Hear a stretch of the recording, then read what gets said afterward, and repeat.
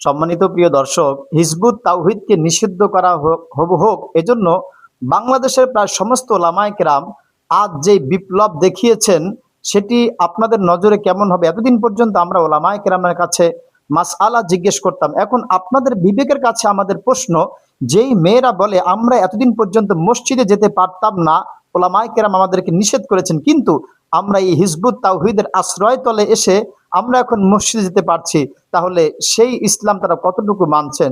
এরপর সেলিম সাহেব বলেছেন টেকনোলজির এই যুগে, বিজ্ঞানের এই যুগে আধুনিক সেই ইসলাম চলে না, চলবে না, নাউজুবিল্লাহি মিন যালিক।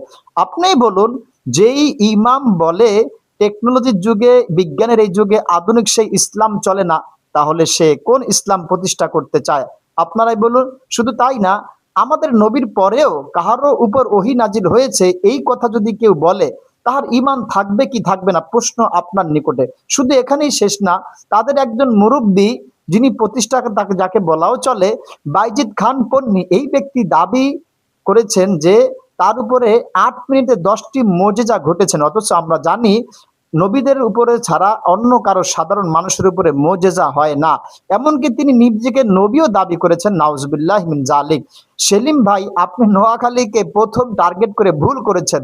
আপনি টার্গেট করবেন সুন্দরবনকে, আপনি টার্গেট করবেন অ্যামাজন জঙ্গলকে, কিন্তু যেই নোয়াখালী আলেমদের ঘাঁটি, আলেমদের পবিত্র স্থান, আপনি সেই নোয়াখালীতে এসে চরম ভুল অবশ্যই মনে হয় করে ফেলেছেন। শুধু তাই না, নাম ভালো হিজবুত তাওহীদ, কিন্তু কাজগুলো তো ভালো নয়।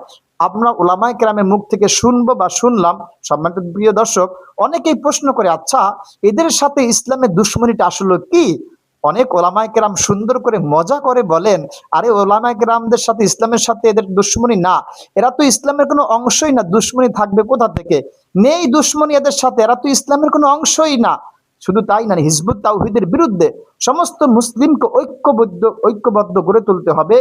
হিজবুত তাওহীদ মূলত হিজবুত তাওহীদ না, হিজবুত শাইতান।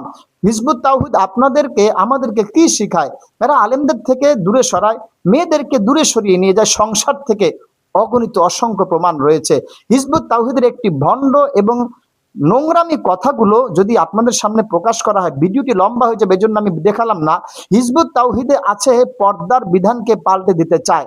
তারা পর্দার বিধানকে আল্লাহ রাসূল 1450 বছর আগে যেভাবে বলেছেন, তারা এইভাবে মানতে চায় না। শুধু তাই না, হিজবুত তাওহীদ তাদের এমন কিছু কথা আছে যা বিশ্বাস করলে ঈমান পর্যন্ত চলে যাবে। হিজবুত তাওহীদের মুরব্বী বাইজিদ খান পন্নী, তিনি কোনো মাদ্রাসায় পড়ালেখা করেননি, তিনি কোনো মাদ্রাসাতে পড়ালেখা করেননি, matric pass, IA pass, BA pass, এই ধরনের কিছু, বাকি অন্য কিছু নয়। শুধু তাই না, যে দাবি করে তার উপরে ওহী নাজিল হয়েছে, ওহী এসেছে, তার কি ঈমান থাকবে? আর তাকে যারা বিশ্বাস করবে তাদের কি ঈমান থাকবে কি না? আপনাদের নিকট প্রশ্ন রইল। অবশ্যই ইনশাআল্লাহ আমরা আশাবাদী, কমেন্টে আপনাদের, আমাদের এই প্রশ্নের জবাবগুলো আপনারা দিবেন। আল্লাহ আমাদের সবাইকে ভালো রাখেন, সুস্থ রাখেন, আমিন ইয়া রাব্বাল আলামিন।